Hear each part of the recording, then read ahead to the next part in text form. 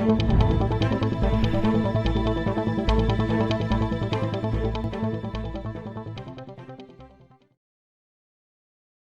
सौभाग्य है हमारे बीच हेमवती नंदन बहुगुणा केंद्रीय विश्वविद्यालय गढ़वाल श्रीनगर से दर्शन शास्त्र विभाग के अध्यक्ष और फैकल्टी डेवलपमेंट सेंटर की निदेशक जानी मानी दार्शनिक और विशेष रूप से जिन्होंने दर्शन शास्त्र को आम लोगों के बीच लोकप्रिय बनाने में महती भूमिका निभाई है। निरंतर अखबारों में एवं पत्र पत्रिकाओं में लोकप्रिय आलेख प्रकाशित होते रहा है इनका, और दर्शन शास्त्र को आम लोगों की भाषा में जन जन तक पहुंचाने का जिन्होंने एक मिशन अपने हाथ में लिया है। हम professor doctor Indu Pandey Khanduri madam को आदर के साथ सम्मान के साथ आमंत्रित करना चाहते हैं और उनके प्रति आभार व्यक्त करते हैं। उन्होंने हमारे लिए समय निकाला और हम उनसे आग्रह करते हैं वो हमें आशीर्वचन दें।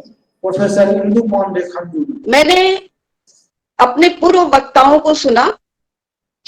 परम आदरणीय ओझा जी ने इसकी पूरी सांख्यिकी देते हुए कि कब ये इनवाइट किया गया, कितने लोगों से सुझाव लिया गया, कब फाइनल रूप में आया। आदरणीय श्यामल किशोर जी की बात मैं सुन रही थी, उन्होंने दर्शन की भूमिका की बात की। प्रोफेसर डीएन यादव जी को सुन रही थी, उन्होंने भी मूल्य और तथ्य की बात की और व्यवहार की बात की। मैं अपनी बात शुरू करूं तो मुझे ऐसा लगता है कि ये नई शिक्षा नीति 2020 जो है अत्यंत महत्वाकांक्षी शिक्षा नीति है। इसमें शिक्षा के सिर्फ एक आयाम को संबोधित करने का प्रयास नहीं किया जा रहा है। इसमें शिक्षार्थी को बहुमुखी प्रतिभा से संपन्न किया जा रहा है और ये महत्वाकांक्षी योजना या परियोजना या नीति हम शिक्षार्थियों से एक अत्यंत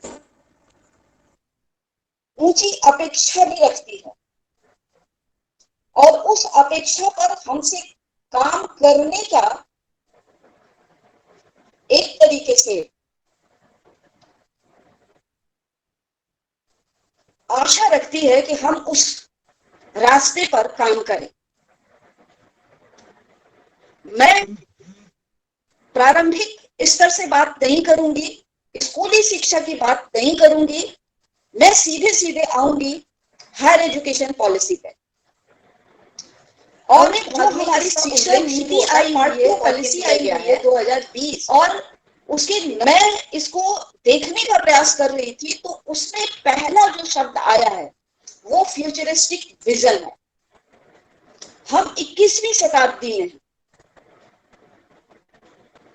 ये नई शिक्षा नीति अगले से अगले शताब्दियों को ध्यान में रख करके चल रही। जो उद्देश्य वहां पे दिया गया है, आप देखिए, मैं उन शिक्षा नीति के ही शब्द ले रही हूँ। वहां पे हायर एजुकेशन में शिक्षा का क्या उद्देश्य है? हम शिक्षार्थियों को अक्षर, चिंतनशील, बहुमुखी प्रतिभा वाले और रचनात्मक व्यक्ति के रूप में विकसित करें। ये है। अब जब हम इसमें आते हैं तो सबसे पहला पक्ष, क्योंकि मैं दर्शन के विद्यार्थी हूँ, जो उसी शिक्षा नीति से मैं शब्द उठा रही हूँ। 92 मूल्य किस तरीके से उसमें दिए गए हैं। चरित्र अच्छा होना चाहिए, व्यक्ति को नैतिक होना चाहिए, संवैधानिक मूल्यों का सम्मान होना चाहिए, वैज्ञानिक स्वभाव होना चाहिए, रचनात्मकता होनी चाहिए, सेवा की भावना और विज्ञान की समझ होनी चाहिए। ये 7-8 ऐसे पैरामीटर हैं जो मूल्य के नाम पर उसमें रखे गए। अब मैं एक चीज पे दृष्टिपात करना चाहूंगी कि इसमें वैज्ञानिक स्वभाव, विज्ञान, संवैधानिक मूल्य और नैतिकता, ये सब जो है ये मानवीय मूल्य की श्रेणी में रखे जाते हैं। और कोई भी शिक्षा पद्धति, चाहे वो पहली हमारी 1967-68 की शिक्षा पद्धति थी या 86 की एजुकेशन पॉलिसी थी, ऐसा नहीं था कि उनमें इनका समावेश नहीं था। समावेश था, लेकिन कहीं से ये प्रोमिनेंटली रेखांकित नहीं थी। और इस शिक्षा नीति में भी मूल्यों की बात की गई है। फाउंडेशन कोर्स से कहा जा रहा है कि हम मूल्यों का विकास करेंगे, शोध के स्तर तक मूल्यों का विकास करेंगे, लेकिन ये मूल्य के विकास कैसे होंगे, इस पे बहुत ज्यादा स्पष्ट दृष्टिकोण नहीं है। इसके पहले के वक्ता ने कहा कि पहले जो 1986 की नैतिक जो शिक्षा की नीति थी, उसमें मॉरल साइंस रखा गया था, मॉरल फिलॉसफी नहीं था। ये सच है कि शब्दों का बहुत प्रभाव होता है। दर्शन अगर होगा तो उसमें दार्शनिक प्रवृत्ति की वृद्धि होगी, विज्ञान अगर होगा तो वैज्ञानिक सोच आएगी। लेकिन क्या जो मॉरल एजुकेशन का वो मॉडल था, मॉरल साइंस के नाम पे, सफल रहा? या अभी आज के युग में, या ये नई शिक्षा जो है, नई शिक्षा नीति 2020 जो है, ये किस तरह के मूल्यों की बात कर रही है और उन मूल्यों को बढ़ावा कैसे मिले, व्यवहार में वो कैसे आए, परिवर्तित हो, इस पे विचार करने की जरूरत है। और नीतियां तो बनती इसलिए है ताकि उसके व्यवहार किया जाए, व्यावहारिक रूप में उसको क्रियान्वित किया जाए। और ये अब हम लोगों की, मैंने कहा कि महत्वाकांक्षी ये शिक्षा नीति है और हम लोगों से बहुत बड़ी अपेक्षाएं हैं। तो ये दृष्टि, ये योजना, ये रास्ता हमें बनाना पड़ेगा कि सहज, सरल और उपयोगी मूल्यों की वृद्धि कैसे हो, और शिक्षा नीति में पाठ्यक्रमों के माध्यम से या व्यवहार के आदर्श प्रस्तुत करने के माध्यम से हम व्यक्ति में या शिक्षार्थियों में मूल्य को बढ़ावा देना चाहते हैं, इस बात पर हम अपना कदम आगे बढ़ाएं। जो जैसे हम आयाम की बात करते हैं, मैं वहीं से फिर उठा रही हूँ शिक्षा नीति से। जो भिन्न भिन्न आयाम दिए गए हैं उसमें विज्ञान है, सामाजिक विज्ञान है, कला है, मानविकी है, भाषा है, तकनीकी है और व्यावसायिक शिक्षा है। ये सारे आयाम हैं और बहुआयामी, मल्टी डिसिप्लिनरी इसकी अपनी कैरेक्टरिस्टिक्स है। मैं ये भी नहीं कह सकती कि इसमें कुछ नया नहीं है। पहले कॉन्सेप्ट था, इंटरडिसिप्लिनरी का कॉन्सेप्ट था, मल्टी डायमेंशनलिटी का कॉन्सेप्ट था, लेकिन मल्टी डिसिप्लिनरी का कॉन्सेप्ट जो है वो इस शिक्षा नीति में आया है। इस चीज को हमें समझना पड़ेगा। मल्टी डायमेंशनल, मल्टी डिसिप्लिनरी कैसे है? क्योंकि जैसे ही हम शिक्षार्थी की या विद्यार्थी की शिक्षा प्रारंभ कर रहे हैं, उनमें 3-4-5 चीजों की अपेक्षा हम रख रहे हैं। क्लियर कट, स्पष्ट दृष्टिकोण है इस पे कि हम उनको कुशल बनाना चाहते हैं, इसलिए हम किसी न किसी स्किल की शिक्षा दे रहे हैं, कौशल बढ़ाना चाहते हैं, ताकि वो कल के आने वाले अपने दिनों में बेरोजगारी की समस्या से ग्रस्त न हो। हम उन्हें मूल्य उनमें इनकलकेट करना चाहते हैं ताकि वो मानवीय बने रहे, संवेदनहीन ना हो। ये शिक्षा, बार बार हम कह रहे हैं कि समग्र है और बहुविषयक शिक्षा है, मल्टी डिसिप्लिनरी है। कला, मानविकी और विज्ञान का इसमें समागम है। सबका एक कोशिश ये कर रहे हैं, ये प्रयास इसमें ये है कि इसमें एक समुचित संतुलन बने। और जो सबसे इनोवेटिव चीज है और जो सबसे अच्छी चीज है वो है इस शिक्षा में हैंड होल्डिंग का विचार। शिक्षार्थी अगर एक बार अपने संस्थान से बाहर निकल जाता है तो वो उस संस्थान के लिए अजनबी, बाहरी व्यक्ति नहीं है। वो वहां के चल रहे शोध कार्यों में अपनी भूमिका उसी तरीके से निभा सकता है और वहां से उसी प्रकार से सहायता ले सकता है। ये क्लियर कट हैंड होल्डिंग का कॉन्सेप्ट यहाँ पे आया हुआ है, जो एक समग्र उद्देश्य के रूप में ये प्रस्तुत कर रहे हैं वो ये है रोजगार के अवसरों का सृजन, एक खुशनुमा माहौल बनाना, सामंजस्य पूर्ण संबंध रखना, सुसंस्कृत, उत्पादक, अभिनव, प्रगतिशील और समृद्ध, ये सारी चीजें। और उन्होंने इस रेफरेंस में चुनौतियों को भी प्रस्तुत किया है। और वो चुनौतियां क्या है, जैसे कोई भी जब नई नीति आती है तो नई नीति बनाने के लिए अपने तर्क देती है, क्योंकि अगर पहले की नीति सुव्यवस्थित हो, सुसंगत हो, तो फिर नई नीति बनाने की आवश्यकता ही नहीं पड़ेगी। इसलिए ये जरूरी हो जाता है नीति बनाने वालों के लिए कि वो पुरानी नीति में कुछ न कुछ कमी या चुनौतियां इसको रखें।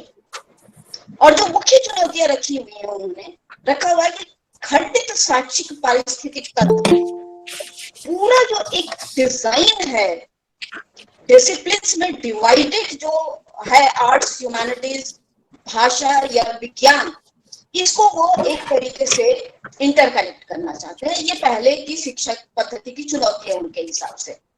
दूसरा उनका कहना यह है कि पहले की शिक्षा नीति में संज्ञानात्मक कौशल यानी कॉग्निटिव स्किल, जिसके माध्यम से आप बहुत सारी चीजों को हैंडल कर सकते हैं, और लर्निंग जो है, लर्निंग का रिजल्ट क्या है, उस पर कम बल दिया गया है। इसीलिए आप देखिए कि पिछले कुछ दिनों से यूनिवर्सिटी सिस्टम में हम एक नया टर्म सुन रहे हैं, लर्निंग आउटकम बेस्ड सिलेबस, यानी विद्यार्थियों ने क्या सीखा या क्या अपेक्षा है कि विद्यार्थी इससे सीखे, उसको एक क्लियर कट रेखांकित करने की आवश्यकता है। उसी से संबंधित है विषयों का कठोर विभाजन। फिर अगली चुनौती है सीमित शिक्षक और संसाधन, इससे सभी लोग जूझ रहे हैं। गवर्नेंस और लीडरशिप में क्षमता का अभाव बहुत विवाद का विषय रहा है, इस पे ज्यादा नहीं जाऊंगी। और कॉलेजों के संबद्धता का प्रश्न। इस शिक्षा नीति में जो मुझे एक चीज देखने को मिल रही है वो ये है कि आधुनिक तकनीकी के ज्ञान और उसके प्रयोग पर जोर, ये एक बहुत बड़ा एम्फेसिस है। और स्पेशली आप देखिए कि जो स्थिति आजकल हुई है उसमें तकनीकी की भूमिका को नकारा नहीं जा सकता। आप याद करिए 2014-15 से मूक कोर्सेज की बात चलने लगी थी, और आज हमारे पास विश्वविद्यालय अनुदान आयोग का ये निर्देश है कि हम ग्रेजुएशन और पोस्ट ग्रेजुएशन लेवल पे कम से कम एक ऑनलाइन कोर्स इंट्रोड्यूस कर दें। यानी कहीं ना कहीं धीरे धीरे क्लासरूम अध्यापन पद्धति पर धीरे धीरे उसको कम करने की कोशिश की जा रही है। तकनीकी से मेरा कोई, उसके प्रयोग से या उसके इस्तेमाल से मेरा कोई विरोध नहीं है। वो ज्ञान का एक माध्यम है, सशक्त माध्यम है, सबके लिए ज्ञान के पटल खोल रहा है, ये भी सच है। सूचनाएं उस पर बहुत अधिक उपलब्ध हैं, यह भी सच है। और यह भी सच है कि उन सूचनाओं के उपलब्ध होने के कारण शिक्षार्थी और शिक्षक ज्यादातर समय एक ही प्लेटफॉर्म से अपने कंटेंट ले रहे हैं, विषय वस्तु ले रहे हैं, जबकि शिक्षकों से अपेक्षा ये होती है कि उनका ज्ञान जो है छात्रों से अधिक हो। कहा भी गया है कि अगर आप ये चाहते हैं कि आपके शिक्षक रेंगे तो आपको चलना पड़ेगा, अगर आप ये चाहते हैं कि आपके छात्र जो हैं वो चलें तो शिक्षकों को दौड़ना पड़ेगा, और अगर आप ये चाहते हैं कि अगर आपके छात्र दौड़ें तो शिक्षकों को उड़ना पड़ेगा। ऐसी स्थिति में तकनीकी जो है शिक्षकों को श्रेष्ठता उपलब्ध करने के लिए बाध्य कर रही है, ये सच है। क्योंकि छात्र प्रश्न पूछने लगे, लेकिन तकनीकी पर इतना जोर देते समय मेरी चिंता एक चीज पर अवश्य जाती है, और वो चिंता ये है कि तकनीकी पे जोर देते देते कहीं मानसिक अभ्यास की जो प्रक्रिया थी वो कम न होने लगे। क्योंकि मैं देख रही हूं ऑनलाइन शिक्षण पद्धति में भी पीपीटी के माध्यम से कुछ लोग शिक्षण दे रहे हैं, एक्सटेम्पोर कम लोग बोल रहे हैं, स्क्रीन शेयरिंग डिमांड की जाती है। और यहां पे क्या हो रहा है कि पीपीटी का जो कॉन्सेप्ट ये था कि आपने पॉइंट्स लिया और उसको एक्सप्लेन करना शुरू कर दिया। मैं जो आजकल पीपीटी देख रही हूं उसमें पूरा का पूरा लेक्चर और content as it is typed है, यानी एक्सप्लेन करने की जो एक चीज, एक क्षमता होती है वो कहीं ना कहीं से बाधित हो रही है। आकलित करने की क्षमता बाधित हो रही है, आलोचना और मूल्यांकन की क्षमता उसमें बाधित हो रही है। और कहीं देखिए, अगर टेक्नोलॉजी आपको धोखा दी गई, शिक्षक का माइंडसेट ये बना हुआ है कि वो पीपीटी से प्रेजेंट करेगा, वो कहीं ना कहीं अपने शिक्षण पद्धति में इस पे इतना डिपेंडेंट हो गया है कि वो अपने मौलिक स्वरूप और मौलिक उत्साह और मौलिक क्षमता के साथ शिक्षा नहीं दे पाए।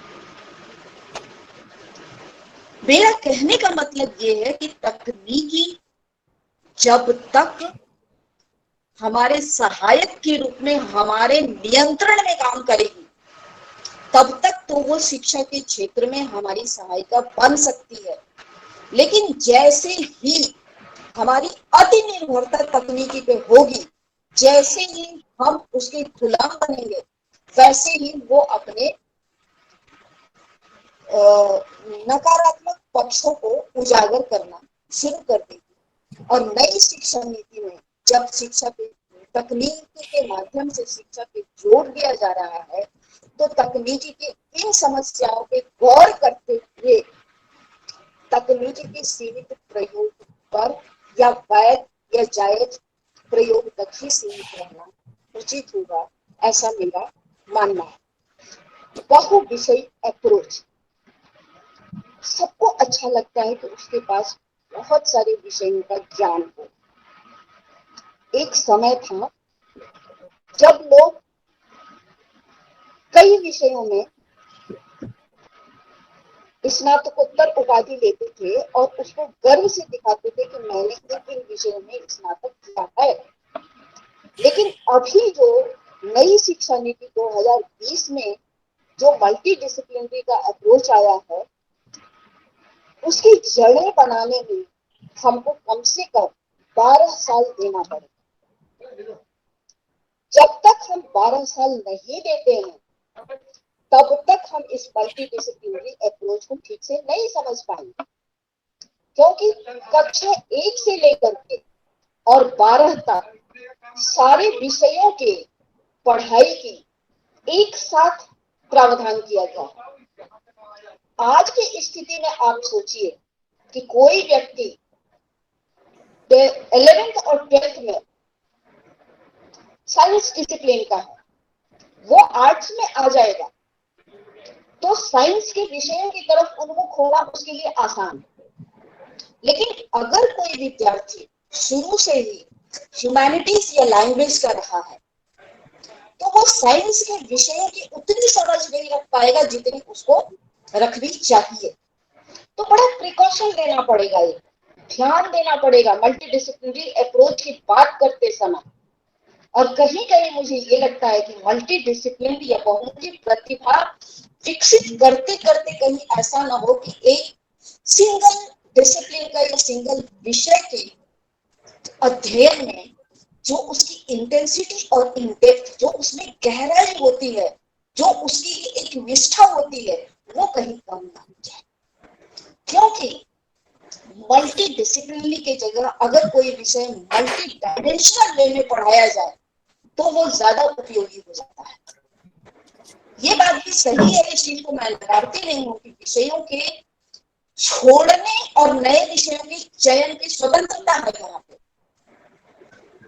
लेकिन हम खुद भी देख सकते हैं कि अगर कोई विषय स्थिर होकर के 3 साल 4 साल पढ़ा जाए तो उसमें जो गहराई होगी, उसकी जो समझ होगी, वो कहीं ना कहीं 1 या 2 साल या 1 या 2 पेपर पढ़ने के तुलना में अधिक गहरी होगी, अधिक सक्षम होगी और अधिक ठोस होगी। इसलिए जब हम मल्टी डिसिप्लिनरी की बात करते हैं तो हमें इसका ध्यान रखना पड़ेगा। ठीक इसी तरीके से मूल्यों की बात है। हायर एजुकेशन पे हम मूल्यों की बात करते हैं। मूल्यों की शिक्षा पर इतना जोर शायद पहली बार है। ऐसा नहीं है, 1986 में भी मॉरल एजुकेशन की बात हुई थी, हायर लेवल पे भी अप्लाइड एथिक्स की बात हुई है, लेकिन मूल्य को केंद्र में ला करके रखने का साहित्य, दर्शन और धर्म और संस्कृति जैसे विषयों को समृद्धशाली और बढ़ावा देने का प्रोविजन इस शिक्षा नीति में आया है। लेकिन अभी दृष्टिकोण स्पष्ट नहीं है। और ऐसा नहीं था कि पहले एक जो निरा वैज्ञानिक होते थे, शुद्ध वैज्ञानिक होते थे, वो संवेदनशील नहीं होते थे। मानवीय संवेदनाएं अपनी तरीके से हर व्यक्ति में होती हैं। मुझे एक प्रसंग याद आता है, हमारे यहाँ कन्वोकेशन थी और हमारे सम्माननीय पूर्व राष्ट्रपति कलाम साहब यहाँ आए थे। उन्होंने एक छोटी सी अपनी स्मरण सुनाई थी और उसमें ये था कि वो लोग लैब में काम कर रहे थे, उनका साथी काम करने में इतना व्यस्त हो गया कि उसे याद नहीं रहा और उसने सुबह चर्चा की थी कि मुझे आज अपने परिवार को लेकर के पिकनिक पे जाना है। कलाम साहब की संवेदनशीलता देखिए कि उन्होंने उस वैज्ञानिक को लैब में एक्सपेरिमेंट करने के लिए छोड़ दिया और खुद अपनी कार लेकर के उस वैज्ञानिक के घर वो गए और उनके बीवी बच्चों से ये कहा कि आपके शौहर ने मुझे भेजा है और मैं आप लोगों को पिकनिक पे ले जाऊंगा। और वो घुमा फिरा के खुश होकर के लैब में वापस आए। तब तक वो दूसरे वैज्ञानिक साहब उसी लैब में काम कर रहे थे और जब उनकी तंद्रा टूटी काम करने से, तब उनको ध्यान आया कि आज तो मेरे घर पे हंगामा हो जाएगा। और कलाम साहब ने मुस्कुराते हुए कहा कि नहीं, कुछ नहीं होगा, मैंने ये चीज इस तरीके से कर दी। मतलब ये संवेदनशीलता की पराकाष्ठा है, मानवीय मूल्यों की पराकाष्ठा है। अब इस प्रकार के मूल्यों को अगर हम सिलेबस में ला करके पढ़ाने की कोशिश करेंगे तो उसका स्वरूप क्या होगा? क्या हमारे व्यवहार से हमारी किताबों का ज्ञान जो है वो ज्यादा महत्वपूर्ण हो जाएगा? लेकिन फिर भी मैं ये नहीं कहती हूँ कि मूल्य शिक्षा की आवश्यकता नहीं है। मूल्य शिक्षा की आवश्यकता है और सतत मूल्यों के अलावा व्यवहारिक मूल्यों पर बात करने की जरूरत है जो हमारे जीवन में अप्लाई होते हैं। उन मूल्यों पे बात करने की जरूरत है और इस तरह के मूल्यों के अध्ययन अध्यापन के लिए हमें बहुत सलीके से सोचना होगा, बहुत तार्किक तरीके से सोचना होगा और हमें इस तरह के मूल्य निर्धारित करने होंगे जो भाषा के लिए भी उपयोगी हो, मानविकी के लिए उपयोगी हो और विज्ञान के लिए भी उपयोगी। दर्शन में ये क्षमता है कि सभी प्रकार के मूल्यों को वो संबोधित कर सकती है और सही तरीके से इसको हम एक डिजाइन करके सिलेबस के रूप में प्रस्तुत कर सकते हैं और उसके अध्ययन अध्यापन की व्यवस्था भी की जा सकती है। और इसीलिए आज के युग में जैसे प्रोफेशनल एथिक्स जैसे मुद्दों की आवश्यकता बढ़ रही है, या प्रशासनिक सेवाओं में आप देखिए, उनके सिलेबस में देखिए तो इंटीग्रिटी, एथिक्स एंड गवर्नेंस की महत्ता बढ़ी हुई है और उसे एक स्वतंत्र पेपर के रूप में रखा गया है ताकि जो भी व्यक्ति प्रशासनिक क्षेत्र में जाता हो उसे नैतिकता का बेसिक पता हो, मूलभूत पता हो और इन मूलभूत नैतिक चेतना के साथ वो प्रशासनिक क्षेत्र में जाए ताकि प्रशासनिक तंत्र में वो प्रशासन का एक मशीन न बन करके एक मानवीय प्रशासन बना रहे। इसी तरीके से मानवीय वैज्ञानिक बनाने की जरूरत है और मानविकी से एक वैज्ञानिक सोच रखने वाले विद्यार्थियों की जरूरत है या शिक्षकों की जरूरत है। लेकिन जैसा कि मैंने कहा कि जब हम इन चीजों को, इतनी बड़ी महत्वाकांक्षा को शिक्षा में लेके चलते हैं, तो शिक्षकों से भी हमारी शिक्षा नीति की अपेक्षा बनती है। एक प्योर डिसिप्लिन का गया हुआ शिक्षक मल्टी डिसिप्लिनरी माइंडसेट वाले स्टूडेंट को कैसे संतुष्ट कर पाएगा, इसके लिए शिक्षक को नए सिरे से तैयार होना पड़ेगा। और ये तैयार होना शिक्षक वर्ग के लिए चुनौती है और हमें ये चुनौती स्वीकार करनी पड़ेगी। इसके साथ ही जैसे भाषा का प्रश्न आया था, सही है कि क्षेत्रीय या स्थानीय भाषा में हम बात को या सिद्धांत को सहजता से, सुगमता से समझ लेते हैं, स्वीकार कर लेते हैं, कोई दो राय नहीं। लेकिन इसके साथ ही आप देखिए कि हमें वैश्विक परिदृश्य पर भी अपने आप को रखना है। नई शिक्षा नीति इस बात का प्रावधान बना रही है कि विश्व के 100 विश्वविद्यालय आकर के हमारे देश में अपने कैंपस खोले और हमारे देश के 100 विश्वविद्यालय जा करके बाहर के देशों में शिक्षा का प्रचार प्रसार करें। अगर संवाद का तंत्र हमारा कमजोर हुआ तो हमें एक दुभाषीय की जरूरत हमेशा पड़ेगी और दुभाषीय रखने के अपने खतरे होते हैं और उन खतरों से बचा नहीं जा सकता। इसलिए मेरा मानना यह है कि जब भी भाषा का प्रश्न उठे तो हमें अपनी भाषा को दृढ़ता से आगे बढ़ाना चाहिए, लेकिन उसके साथ अगर हम मानविकी के साथ विज्ञान का समझ रखने की प्लानिंग कर सकते हैं और विज्ञान के विषयों के साथ मानविकी की संवेदना या मानविकी के विषयों की समझ रख सकते हैं, तो हम ये समझ क्यों नहीं रख सकते कि हम क्षेत्रीय भाषा को बढ़ावा देने के साथ एक ग्लोबल लैंग्वेज पर भी अपना कमांड रखें, ताकि हम अपनी बात को ओरिजिनल तरीके से, अपने तरीके से कह सकें। और इसी संदर्भ में मैंने बहुत पहले 2005 में, मुझे ध्यान नहीं आ रहा है, हिंदुस्तान टाइम्स में एक आर्टिकल लिखा था कि English should be promoted but not at the cost of mother tongue. मातृभाषा का सम्मान करिए अपनी जगह, पहला चरण यही होना चाहिए। लेकिन इस शिक्षा नीति में अगर इसके निर्देशों के हिसाब से हमें नई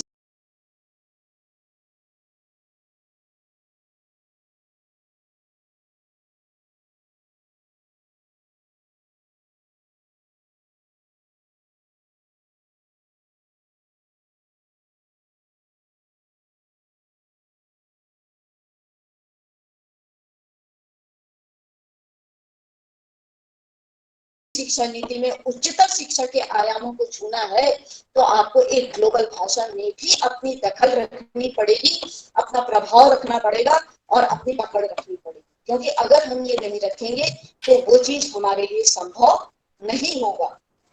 अब मैं आती हूँ कि ये तो एक रही अध्ययन अध्यापन की बात, जिसमें शिक्षकों और छात्रों दोनों से एक बड़ी अपेक्षा है और वो अपेक्षा आज के शिक्षकों को स्वीकार करनी चाहिए, स्वीकार करने की चुनौती स्वीकार करनी चाहिए। क्योंकि अगर वो चुनौती हम नहीं स्वीकार करते हैं तो हम नई शिक्षा नीति को व्यवहारिक धरातल पे उतारने में जो हमारी भूमिका हो सकती है उसको हम कभी भी पूरा नहीं कर सकते। हमारी बड़ी महती भूमिका है और नई शिक्षा नीति इस अपेक्षा को लेके चल रही है कि शिक्षक वर्ग जो है मल्टी डिसिप्लिनरी शिक्षा की बात करने से पहले उसका अपना मल्टी डिसिप्लिनरी अप्रोच होगा। एक दर्शन का विद्यार्थी जो है अगर विज्ञान की समझ रखना चाहेगा तो उसे विज्ञान के मूलभूत ज्ञान को पहले एक्वायर करना पड़ेगा, पहले खुद हासिल करना पड़ेगा, तब वो बात कर पाएगा, नहीं तो कैसे बात करेगा।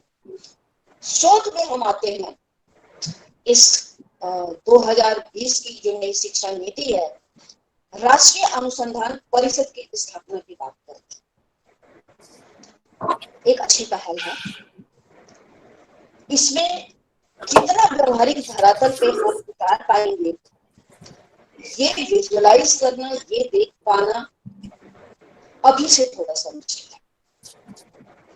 क्योंकि अभी तक जितनी शिक्षा नीति बनी, उन्होंने विश्वविद्यालय में युवा मस्तिष्क रहता है, वहां से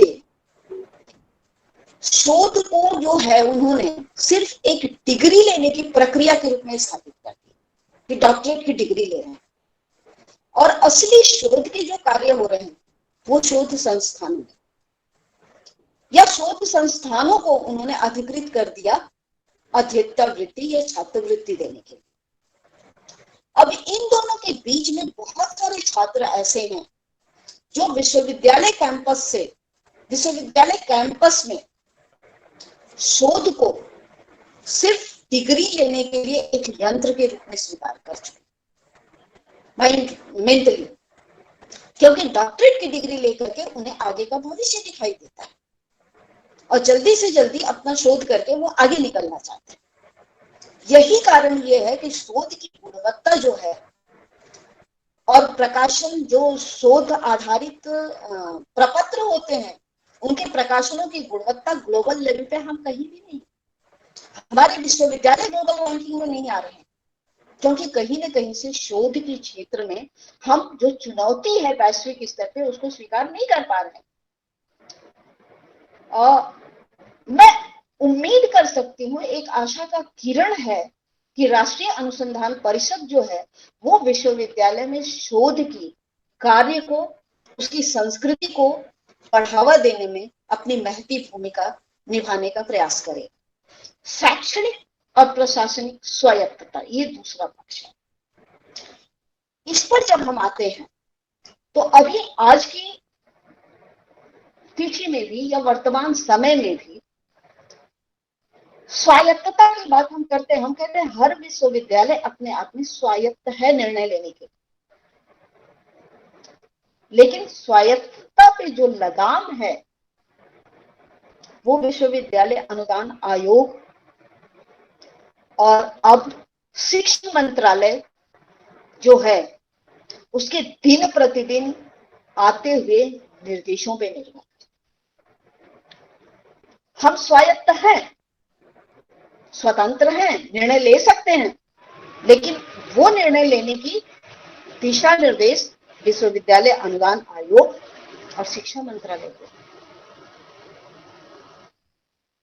कहीं ना कहीं से मैं ये नहीं कह रही हूं कि विश्वविद्यालयों की स्वायत्तता अराजकता के स्तर तक होनी चाहिए, लेकिन निर्देश इतने बारंबार होते हैं कि कहीं ना कहीं ये लगता है कि स्वायत्तता आभासिक है या सत्य में। परिवर्तित होते निर्देश कहीं ना कहीं हमको द्वंद्व में रखते हैं, डायलेमा में। अब मैं आती हूं कि जब हम शिक्षा के तंत्र पे बात करते हैं तो हम अपनी समृद्धशाली परंपरा को पुनर्जीवित करने या उनको बढ़ाने या उनको मॉडल के रूप में रखने की बात करते हैं। मैं दर्शन की विद्यार्थी और दर्शन प्रश्न करना सिखाता हूं, और मैं इस अवधारणा पर भी प्रश्न कर रही हूं कि जब हम पुरानी परंपरा की बात करते हैं, पुरानी शिक्षा व्यवस्था की बात करते हैं, तो उस समय स्थिति क्या थी और वो किस डिसिप्लिन में काम करते थे और किस वजह से उनकी वैश्विक महत्ता थी, आज की परिस्थिति में हम रख करके देखें कि वो आज हमारे लिए कितने प्रासंगिक हैं। मैं एक प्रश्न उठाना चाहूंगी। हम बात ये कर रहे हैं कि हम अपनी संस्कृति को आगे ले आए, मूल्यों को आगे ले आए, मानवीय मूल्यों को बढ़ाएं, और उसके साथ हम ये कह रहे हैं कि ऑनलाइन टीचिंग होनी चाहिए। क्या आप वैदिक मूल्यों की, मानवीय मूल्यों की संवेदनाओं को ऑनलाइन शिक्षा के माध्यम से इनकलकेट कर सकते हैं? डायमेट्रिकली अपोजिट है। अगर एक इंसान बनाना था तो वैदिक पीरियड में शिक्षार्थी को सारे अटैचमेंट छोड़ करके, सारे लगाव छोड़ करके गुरुकुल में जाके रहना पड़ता था और वहां के निर्देशों का पालन करते हुए एक संपूर्ण मानव बन करके बाहर निकलना पड़ता था। यहाँ व्यक्ति, शिक्षार्थी जो है, सभी सुविधाओं, सभी लगाव और सभी अपेक्षाओं के साथ अपने घर में बैठा हुआ है। और आप अपेक्षा ये कर रहे हैं कि ऑनलाइन शिक्षा लेकर के हम ऊंचा सुदृढ़ मूल्य उसमें इनकलकेट कर सके या उसमें विकसित कर सके, जो कि वैदिक पीरियड में होता है। मुझे नहीं लगता कि ये संभव है। मूल्यों की अगर शिक्षा होगी तो मूल्यों की शिक्षा का थोड़ा माहौल भी बनाना पड़ेगा। और रोजगार के साथ जब हम मानवीय बनाने की बात करते हैं तो हमें कुछ नए तरीके से, नई दृष्टि से, नई योजना के साथ इस शिक्षा नीति को क्रियान्वित करने के प्रयास करने होंगे। शिक्षा नीति तो एक सूत्र है जो हमें कार्य करने का दिशा निर्देश देती है, लेकिन उसका असली दायित्व जो है वो शिक्षकों पे आ पड़ता है, जिनको ये कार्य करने की आवश्यकता है। और ऐसी स्थिति में मुझे लगता है कि जो एक महत्वपूर्ण चीज हमारे सामने आती है वो आती है कि शैक्षणिक नेतृत्व कैसा,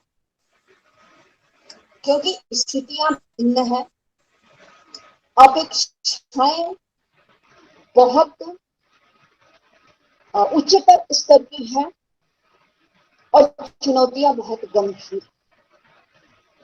संसाधन देने की बात की गई है, लेकिन संसाधन कब तक मिलेंगे ये कहना मुश्किल। शिक्षकों की कमी है, उनको कितना जल्दी पूरा किया जाएगा ये कहना मुश्किल। लेकिन अगर इस नीति के सूत्रात्मक वाक्य पर मैं विश्वास कर सकूं तो वित्तीय संसाधन और शिक्षकों की कमी को पूरा करते हुए अगर ये शिक्षा नीति उच्चतर शिक्षा में 50% के पंजीकरण का लक्ष्य प्राप्त कर लेती है और साथ ही प्रस्तावित जीडीपी का 6% अगर शिक्षा और शोध पे खर्च करने के लिए तैयार है तो फिर निश्चित रूप से शिक्षा संस्थानों के नेतृत्व का भी दायित्व चुनौतीपूर्ण होगा।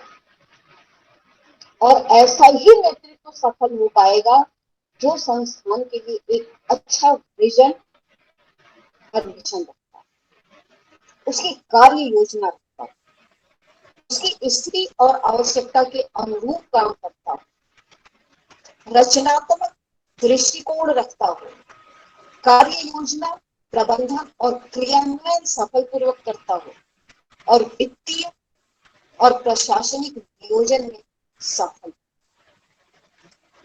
उसमें अच्छे तरीके से अपनी बात को संपादित करने की क्षमता हो, वो सक्रिय हो, करेजियस हो, सहनशील होने के साथ साथ वो लचीला हो, परिस्थिति के अनुकूल वो काम करे, सम्यक निष्ठा वाला हो, प्रेरक हो। ये सारे गुण अगर होंगे तो जाकर के ये जो हमारे नेतृत्व है विश्वविद्यालय या संस्थान के स्तर पे, वो अपने शिक्षकों को प्रेरित कर पाएंगे, मोटिवेट कर पाएंगे। और ये जब चीजें होंगी तब जाकर के मुझे लगता है कि शिक्षा नीति के अनुरूप कार्य करने की योजना हम बना पाएंगे। और उस योजना के तहत जब हम काम करेंगे तो फिर जैसा कि मैंने बोला, भाषागत चुनौतियां जो है उसको हम संबोधित कर पाएंगे। बहु विषयक या मल्टी डिसिप्लिनरी अप्रोच की जो चुनौतियां उसको हम कर पाएंगे। लेकिन उसके जो खतरे हैं, मैं बार बार इस बात को दोहराना चाहती हूँ, उसके खतरे फिर भी बने। उन खतरों को हम कम करके नहीं आ सकते हैं। और मेरा मानना तो ये है कि ये शिक्षा नीति उस महत्वाकांक्षा को लेकर चली है जो कभी हमारे राष्ट्र कवि दिनकर ने दिया था कि एक हाथ में कमल लेकर एक हाथ में धर्म दीप्त विज्ञान लेकर उठने वाला है यह जागृत हिंदुस्तान। यानी वैज्ञानिक बुद्धि हो, विज्ञान का ज्ञान हो, लेकिन उसमें समुचित मानवीय मूल्य भी हो, तभी विज्ञान का सही उपयोग हो सकता है। और मैं फिर कहूंगी कि विज्ञान में वैज्ञानिक व्यक्ति ने नैतिक दृष्टिकोण लाना सहज रहा है, रहेगा, और अध्ययन अध्यापन के माध्यम से भी हम उसका उपयोग कर सकते हैं। लेकिन मानविकी को या भाषाई अनुशासन को अगर विज्ञान की ज्ञान की अपेक्षा होगी तो थोड़ा सा कठिन सफर होगा। इसके साथ मैं ये भी कहूंगी कि जब 1986 में थी तो वो एक साइंटिफिक टेम्पर की बात करते थे, वैज्ञानिक प्रवृत्ति की बात करते थे। वैज्ञानिक ज्ञान और वैज्ञानिक प्रवृत्ति में अंतर है। मानविकी के लोग, शिक्षक या शिक्षार्थी निश्चित रूप से उनको एक साइंटिफिक टेम्पर रखना चाहिए, वैज्ञानिक प्रवृत्ति रखनी चाहिए, लॉजिकल थिंकिंग रखनी चाहिए, क्रिटिकल थिंकिंग रखनी चाहिए। इन सब चीजों की आवश्यकता है, तार्किक क्षमता भी रखनी चाहिए। लेकिन विज्ञान के मूल सिद्धांतों की बात जब वो करना शुरू करेंगे तो कहीं न कहीं डिसिप्लिन की जो इन डेप्थ स्टडी है, गहराई है, वो प्रभावित होगी। इन चुनौतियों को स्वीकार करते हुए मैं उस चीज को फिर कहूंगी कि ये शिक्षा नीति उस उद्देश्य को पूरा तो कर सकती है। जिसकी बात मुझे ध्यान आती है कि 1985 में हैदराबाद में इंडियन फिलोसफी कांग्रेस का मेरे ख्याल से डायमंड जुबली सेशन था और उसमें राजीव गांधी मुख्य अतिथि बन के आए थे और उन्होंने कहा था कि क्या कोई ऐसा रास्ता नहीं निकल सकता कि विज्ञान और दर्शन या विज्ञान और धर्म मानव कल्याण में साथ मिलकर के काम करें। लेकिन उसके लिए हमें सही दशा, दृष्टि और कार्य योजना बनानी पड़ेगी। ये शिक्षकों का दायित्व है और इसके साथ ही इस शिक्षा नीति में इसकी संभावना मुझे दिखती है कुछ चुनौतियों और कुछ गंभीर प्रश्नों के साथ, जिसपे हमें पुनर्विचार करना पड़ेगा, सोचना पड़ेगा।